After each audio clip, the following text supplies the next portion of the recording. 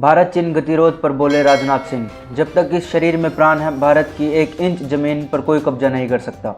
देश के रक्षा मंत्री राजनाथ सिंह ने कहा कि दोनों देशों के बीच कोर कमांडर लेवल की 9 राउंड की बातचीत के बाद पीछे हटने की प्रक्रिया पूरी हो गई है। राजनाथ सिंह ने कहा, मैं भारत का रक्षा मंत्री हूं। आप ये जानना चाहेंगे कि भारत और चीन के बीच जो गतिरोध चल रहा है उसका क्या हुआ। आप सबको जानकारी होगी कि 9 राउंड के वार्ता के बाद मिलिट्री लेवल पर एक बार दोनों सेनाओं के पीछे हटने की प्रक्रिया पूरी हो चुकी है। रक्षा मंत्री राजनाथ सिंह ने यह बयान तमिलनाडु में आयोजित भारतीय जनता युवा मोर्चा के सम्मेलन में दिया।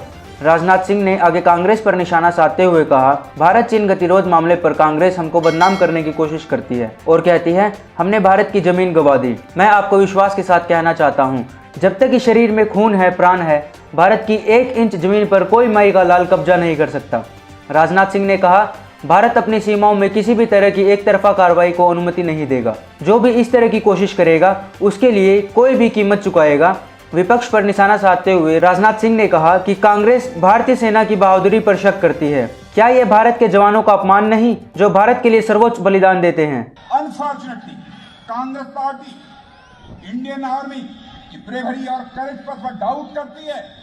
मैं आपसे पूछना चाहता हूं, सुप्रीम सैक्रिफाइस देने वाले सैनिकों का क्या यह कांग्रेस पार्टी अपमान नहीं कर रही? ब्रदर्स एंड सिस्टर्स, मैं आपको विश्वास दिलाकर जाना चाहता हूं डिफेंस मिनिस्टर के रूप में कि हमारी government under the leadership of prime minister Narendra Modi India की यूनिटी, टेरिटोरियल इंटीग्रिटी और सॉवरेनिटी के साथ हमने न कभी समझौता किया है, न समझौता किया था और न कभी समझौता करेंगे।